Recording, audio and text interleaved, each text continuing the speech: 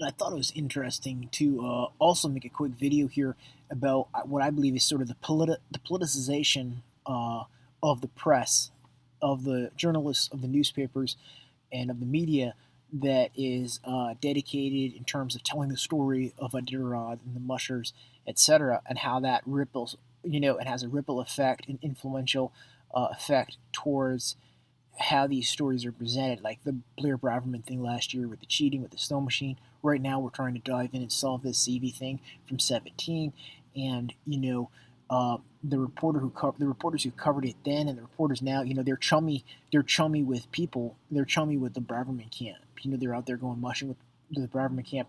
Their objectivity, just like an official, in terms of covering a sporting event, and accurately, you know, doing the narrative of the different teams and of the challenges out there, but also of the rules and of the implications of when the teams don't follow the rules, etc.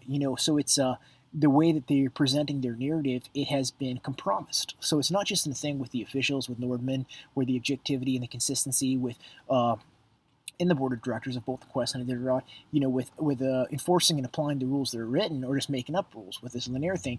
But it's also something where it's impacted the journalists because they're out there year after year after year, and they're sitting at the coffee table, and it's become a corrupted narrative where you don't even see anyone covering the thing with the Blair Braverman. It was a huge thing. You can't have a snow machine out there. You can't cheat. It's a story. It needed to be covered. And like right now, we're trying to figure out in 2017 with Dallas, who injected the dogs with tramadol, who had the needles in the dogs for the blood work at the metabolism thing post race. You know what I mean? So whoever that was the one likely to have injected the dogs with tramadol. So, the journalists, if they were good journalists, they would pick up this story and they would dig deep and they would try hard to find the grains of truth and to, connect the dots, just like I have been doing for the past 3 years to try to with that narrative, tell an accurate story and move a community state in a sporting event, how it's larger, sort of a metaphor for outdoor enthusiasts and outdoor recreation, winter sports, and preservation and conservation of resources, and ties back into Joe Senior's dream of a race to commemorate, and to honor that living off the land thing. That you see my dog's in the back there, just taking for a good walk, and he is happy. Hey, hero, how you doing, buddy? But and that connection with the landscape, and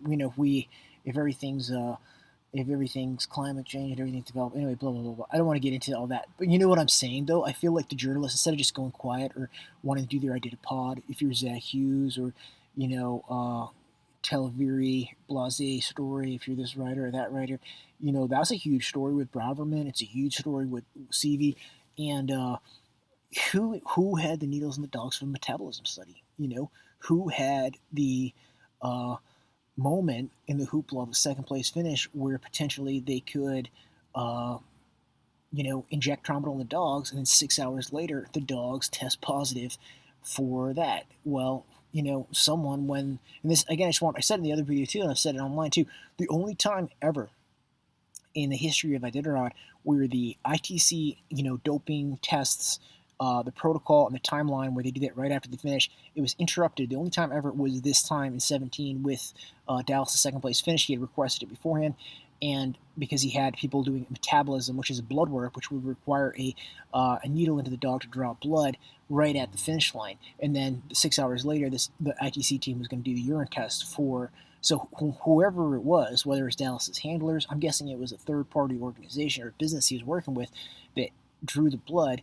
And when they drew the blood, my theory is that they injected tramadol at that time, and that they were mixed loyalties, or someone in that group in that moment, potentially the entire group of them, and maybe it was just a PETA thing, because the budget of PETA, and obviously PETA would be happy with, and they did succeed in blemishing Dallas's name and record, and also blemishing the Iditarod, and having the whole thing drug through the mud.